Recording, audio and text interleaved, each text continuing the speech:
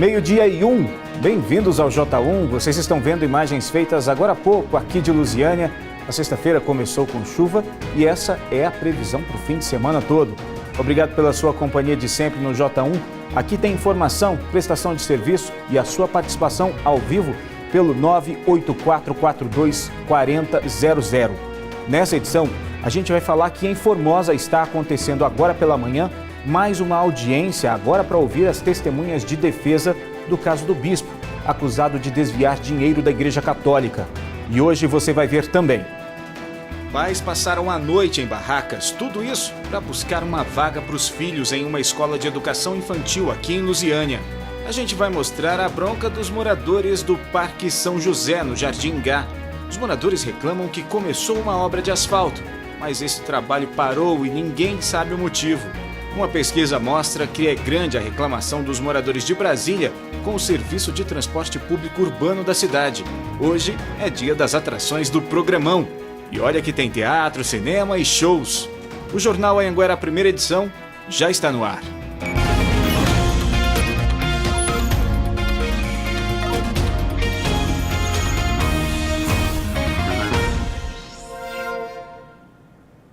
Muito boa tarde para você, obrigado pela sua companhia. E a gente começa essa edição mostrando uma história que parece que já virou rotina. Pais de alunos começaram a enfrentar uma fila na porta de uma escola para conseguir uma vaga para os filhos. E a gente mostra isso todos os anos aqui. É o que está acontecendo em Lusiânia desde ontem à noite. Barracas foram montadas e os pais estão enfrentando até a chuva em busca dessas vagas. A chuva não impediu que as barracas fossem montadas. Cerca de 30 pessoas vieram para frente dessa escola. A gente já está aqui desde manhã, eles não têm uma previsão ainda certa para quantas vagas tem e nem se tem. A Patrícia foi a primeira da fila. Eu vim aqui hoje desde o início da manhã e está sendo muito difícil, porque hoje foi um dia muito chuvoso e já tem muita gente, né? É difícil. A disputa por uma vaga aqui é grande. O Instituto de Educação Cristã Estrela de Belém, em Lusiânia, é conveniado com a prefeitura e oferece educação básica para as crianças de 8 meses a 5 anos. Pelo que a gente percebe, né, os alunos daqui são tratados com mais carinho, mais humanismo, né, na verdade. São tratados realmente como alunos de escola particular. A gente percebe nas escolas públicas, essa também é uma pública, mas a gente percebe nas outras escolas uma desorganização e superlotação. Hoje de manhã a chuva estava mais forte. O colchão da Natália encharcou de água. Eu cheguei aqui ontem à tarde, eram umas 2 horas da tarde. Eu tô aqui até hoje. E aí a gente arrumou a barraca, né, botou lona, só que a chuva é muito forte, não tem como a gente ficar aqui fora. Essa escola geralmente é uma das primeiras a formar fila de pais e mães que querem conseguir vaga para os filhos aqui em Lusiânia. E eles dizem que vão ficar aqui até a abertura das matrículas no início do mês que vem. Estamos aqui, vamos permanecer até a hora que conseguir uma vaga para os filhos. No ano passado não foi diferente. Filas e barracas montadas em frente às escolas. Segundo a Secretaria de Educação, até o fim do ano passado, mais de 5.300 alunos estavam matriculados em Lusiânia. Mas o déficit de vagas para o ensino infantil era de quase 3.000. A nossa barraca está molhada e a gente tem que ficar aqui com o menino, né? Porque é o único jeito da gente conseguir uma vaga para a gente conseguir um emprego também.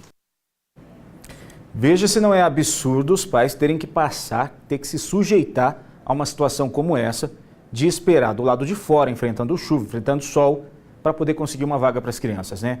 Olha só, nós entramos em contato com a Secretaria de Educação aqui de Lusiânia e eles disseram que não vão se pronunciar sobre esse caso, só vão falar sobre isso mais tarde.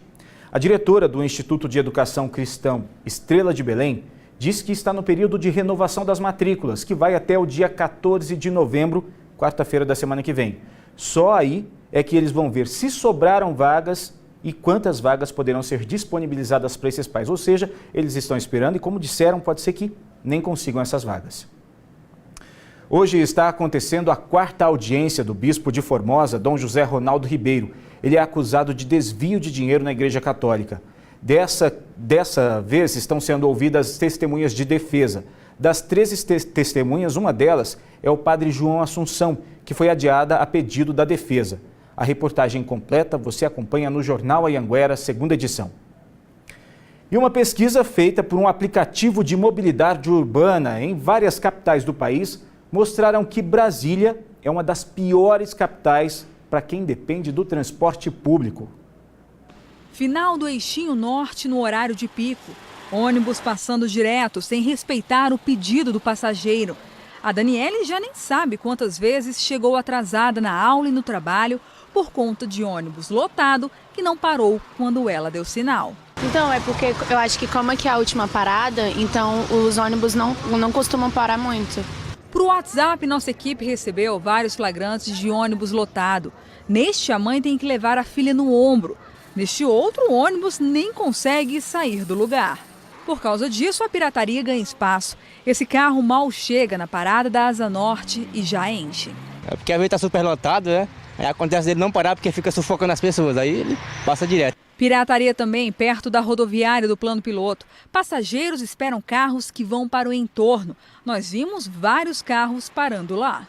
Em uma pesquisa feita por um aplicativo de mobilidade urbana, o DF aparece como uma das piores cidades para quem depende do ônibus. O tempo de espera aqui, segundo o estudo, é de 28 minutos em média, bem acima de São Paulo e Rio de Janeiro, com 19 minutos. A porcentagem de gente que espera mais de 20 minutos por um ônibus também é grande. 61% dos entrevistados, contra 35% em São Paulo e no Rio de Janeiro. E muitas vezes essa espera é cruel. O Douglas mora em Planaltina e conta que as paradas estão ruins. A situação realmente está precária. Parece que eles estão começando a fazer manutenção em algumas, mas só que a maioria ainda está com uma situação bem precária.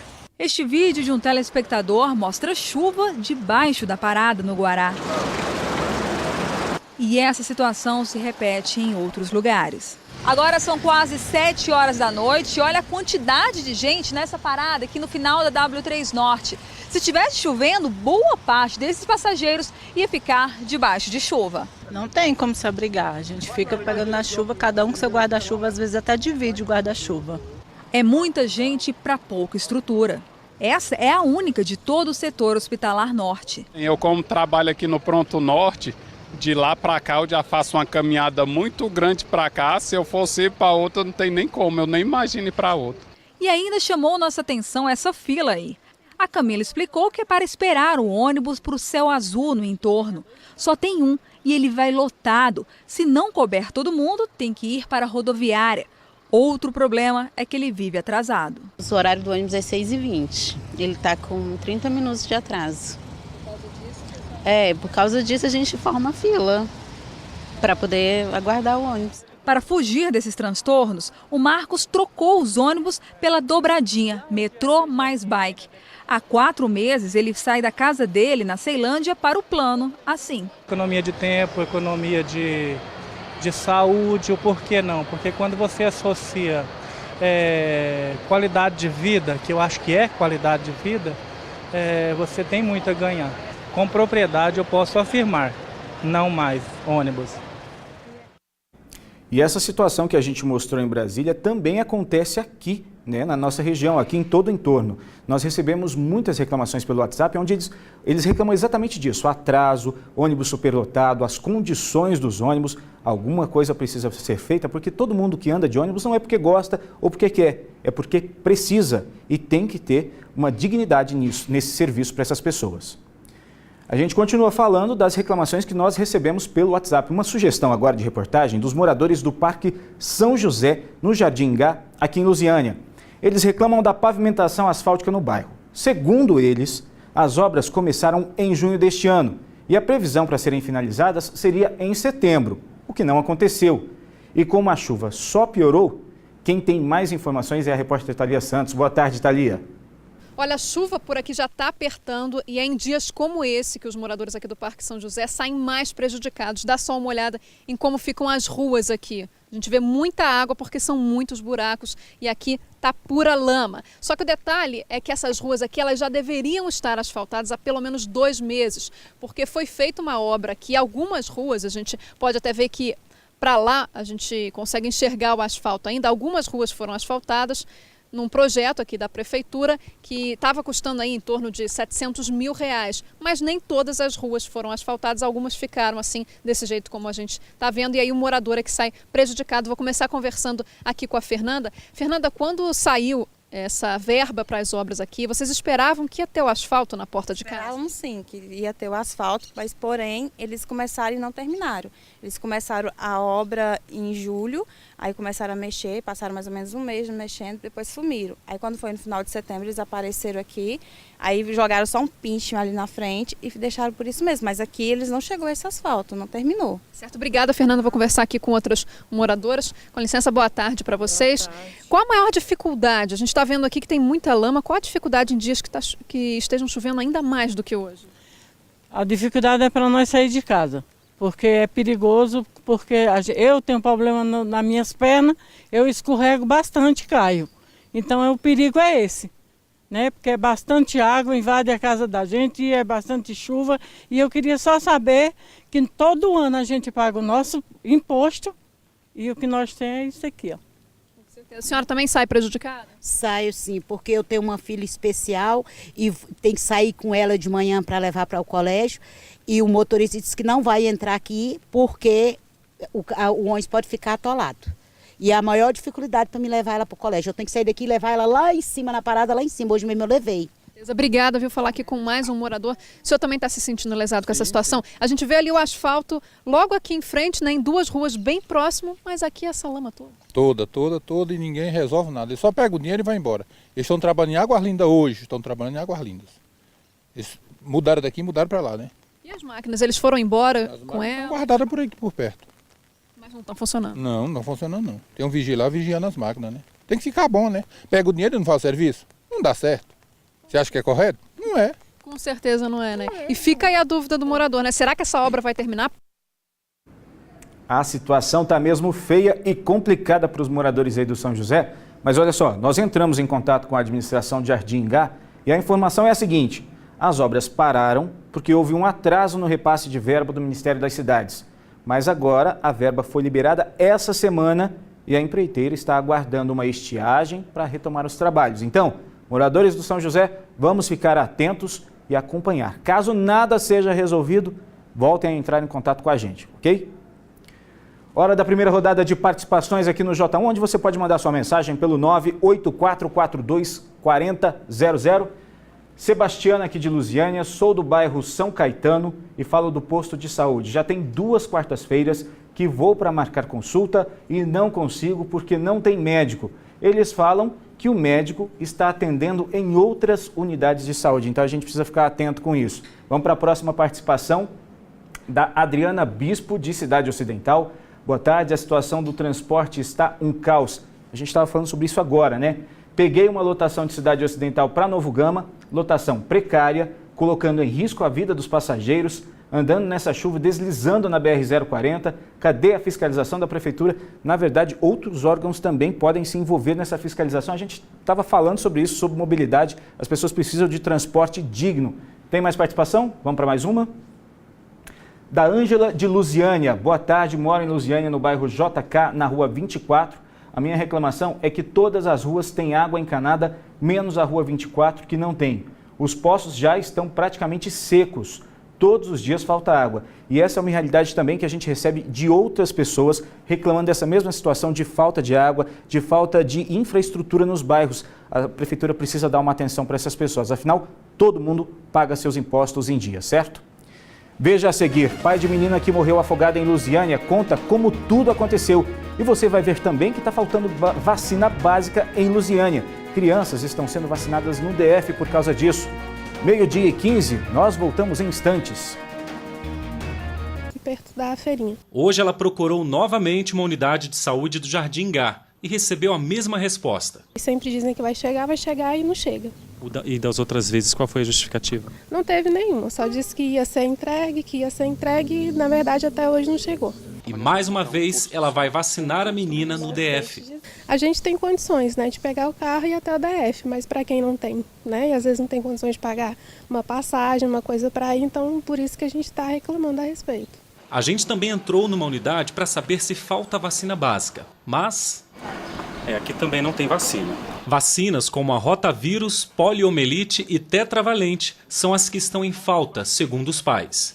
Segundo informações de moradores, o motivo dessa falta é porque não há gasolina para entregar as vacinas nos postos.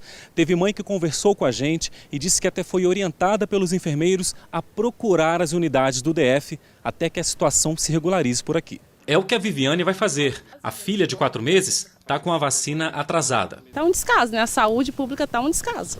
Pegar ônibus, chovendo com criança, é difícil, é complicado. Em nota, a Secretaria Municipal de Saúde disse que as vacinas citadas na reportagem acabaram na semana passada. O Estado fez a reposição para o município ontem e hoje essas doses serão distribuídas para as unidades. Sobre a possível falta de combustível, a Secretaria negou que esteja faltando. Aos poucos, a economia está melhorando e os empregos estão reaparecendo. Mas ainda é cedo para comemorar porque continua gigante a fila de pessoas desempregadas. A gente vai conhecer uma delas, o Marcos dos Reis, mas a história dele é especial. A crise não afetou a esperança do Marcos. Se tem uma palavra que o Marcos não conhece, é preguiça. Trabalho nunca falta na chácara onde mora, na zona rural de Senador Canedo. Graças a Deus e a minha avó, que Deus descansou, ela ensinou sempre o lado do trabalho e da honestidade, né? Quando o Marcos não está aqui na chácara trabalhando, ele está sempre fazendo um bico ou outro para ganhar dinheiro. Mas o que ele precisa mesmo é de um trabalho fixo, onde ele possa receber todo mês um salário. Acontece que está bem difícil. A última vez que ele teve a carteira de trabalho assinada tem 2 anos, em 2016. Hoje ele não tem dinheiro nem para fazer um currículo. Mas ele não desistiu.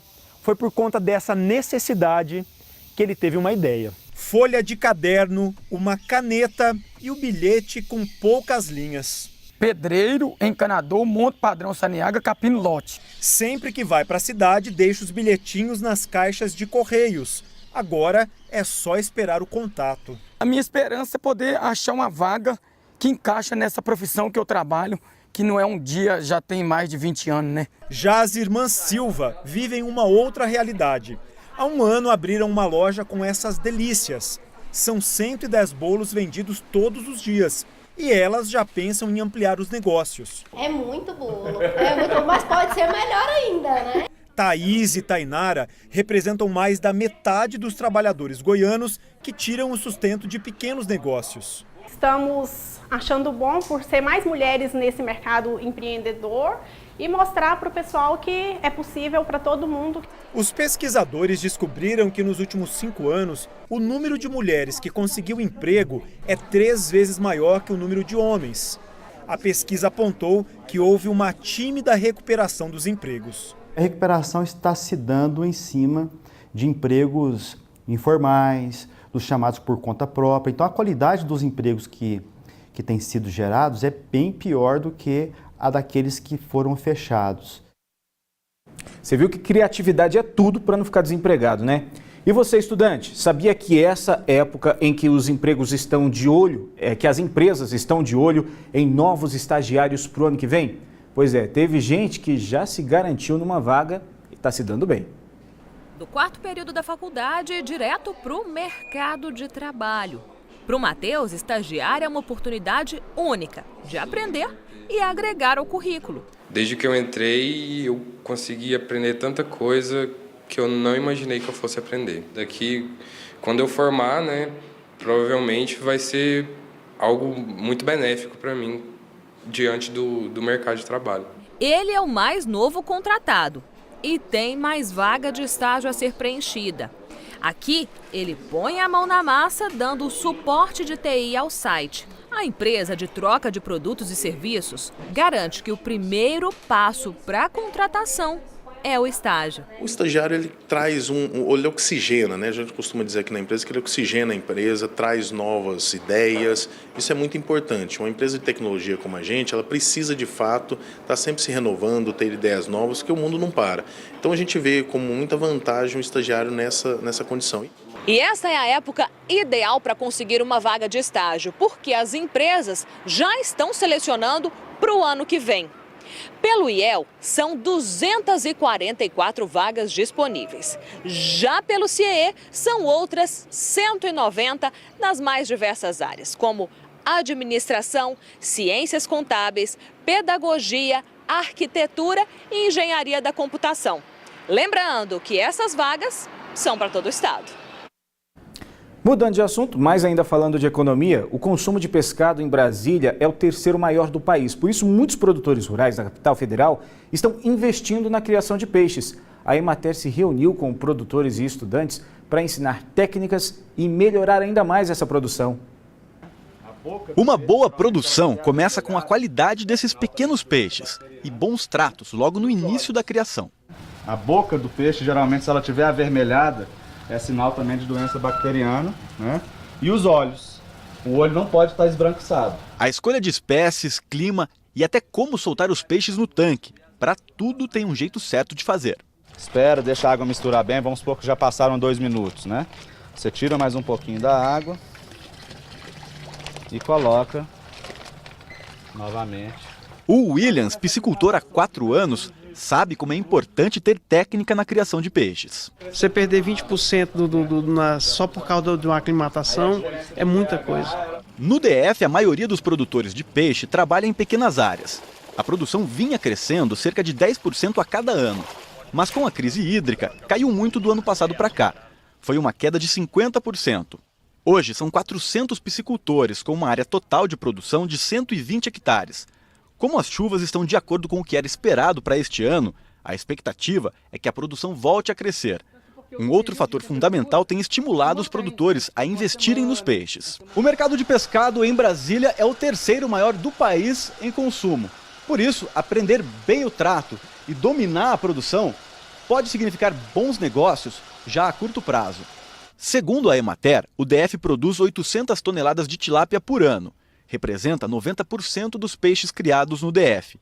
E toda essa produção é absorvida aqui mesmo, pelos frigoríficos e supermercados locais. Ao mesmo tempo que a gente tem um mercado muito grande aqui de pescado no Distrito Federal, a gente tem a competição com os produtores de outras regiões. E aí a importância do produtor local, ele ter eficiência no uso dos seus recursos, seja no uso da água, seja no uso das rações, para que a gente ganhe em competitividade e a gente consiga ocupar o espaço do grande mercado que a gente tem aqui em Brasília. Por isso, teve aula também na sala de vídeo.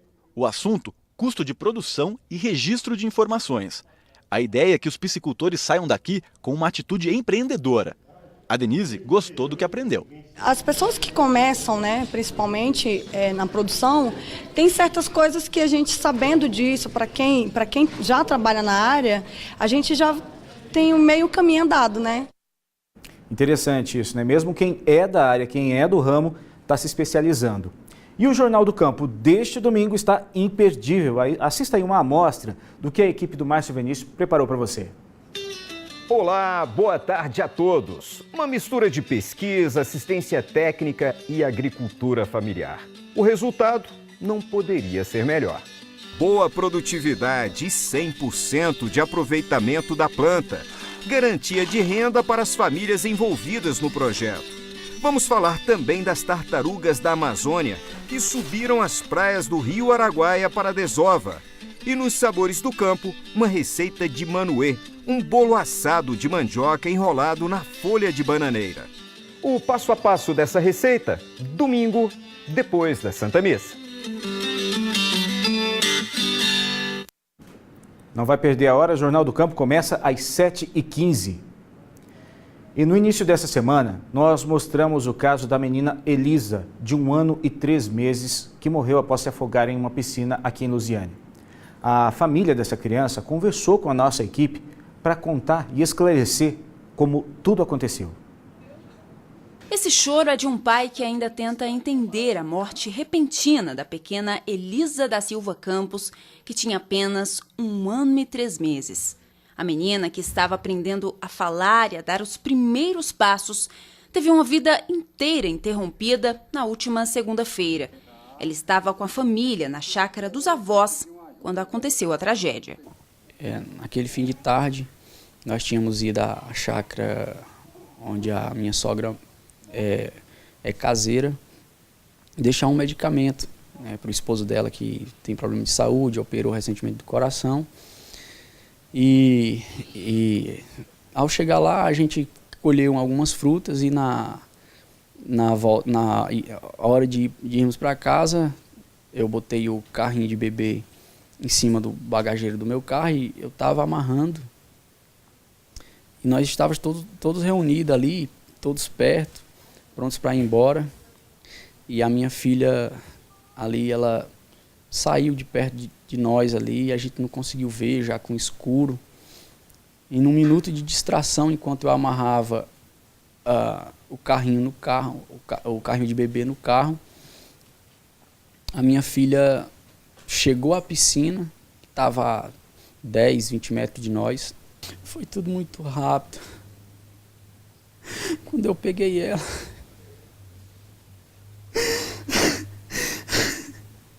Quando eu peguei ela, eu sei dar primeiros socorros. Eu já sabia que ela estava sem vida. Elisa faria 1 ano e 4 meses na terça-feira. O corpo foi enterrado na quarta. Além dos pais, a menina deixou mais 4 irmãos, entre eles a caçula, a Catarina, que acaba de completar 1 mês de vida. E é assim, unida, que essa família, apesar da dor e da saudade, vai seguir em frente a partir de agora. Olhe seus filhos. Se alguém olha seus filhos, peça para redobrar a atenção. Porque é doído demais. Eu não desejo essa dor que eu estou sentindo a pior pessoa do mundo. Uma situação bastante complicada e a gente espera que essa família tenha algum conforto no coração. Hora de mais participação pelo nosso WhatsApp, 984424000. Antes de ir para o telão, vou ler uma que chegou agora aqui para a gente. A Malena Alves, do Parque Estrela d'Alva 2, comentou aquela reportagem que a gente exibiu no início do jornal, mostrando que as pessoas estão acampando na frente de uma escola de educação infantil em busca de uma vaga. E ela diz o seguinte: fico muito triste de ver pais sofrendo por causa de uma vaga para colocar seus filhos. Escola é um direito da criança. Eu tenho uma filha de 1 ano, preciso colocar ela na creche para trabalhar. Mas como coloco? Eu estou sozinha para tudo. Gente, é bastante complicada essa situação. Vamos para a participação do telão agora? Vamos lá, Natal, solta para a gente. Jair, de Lusiânia, vim aqui reclamar da Escola Municipal Dona Genir, no bairro Ingá. Ontem fui buscar a minha filha e me deparei com a escola toda alagada. As crianças tiveram que sair das salas porque o teto estava quase caindo. A gente vai apurar melhor essa situação. Não pode ser assim. A escola tem que ter um mínimo de infraestrutura para proteger as crianças. Lidiane Rodrigues, do Sol Nascente. Boa tarde. Queria pedir que cobrassem as autoridades de Lusiânia para retornar as obras de uma praça no setor Sol Nascente. A obra está parada. Vivemos aqui largados. Não tem espaço para as crianças brincarem. Outra situação também que a gente vai ver, porque outra infraestrutura dos bairros são as praças. As crianças têm que ter um lugar para ter lazer. Temos mais participação? Pode soltar mais uma. Agora, a Maria Aparecida, de Valparaíso. Bom dia, sou a Cida, de Valparaíso, etapa C. Gostaria de agradecer aos profissionais do Corpo de Bombeiros que vieram rápido tirar um enxame de abelhas. Vou mostrar para vocês do que eu me livrei. Vamos ver então. Ela mandou um vídeo para a gente. Pode soltar. Olha só, uma foto, olha só quantas abelhas. Aí tem mais uma imagem dos bombeiros trabalhando lá no local. E essa é a atitude correta. Se você se deparar com uma situação como essa, não faça nada por conta própria. Entre em contato com o Corpo de Bombeiros, que eles é que estão e são preparados para esse tipo de situação. Depois dos comerciais, a gente abre espaço para mostrar o seu animal de estimação perdido. E tem também a sua participação ao vivo no nosso telejornal. Mande sua mensagem aqui para a gente lê ela daqui a pouquinho. Agora, 12:33, fique com a gente.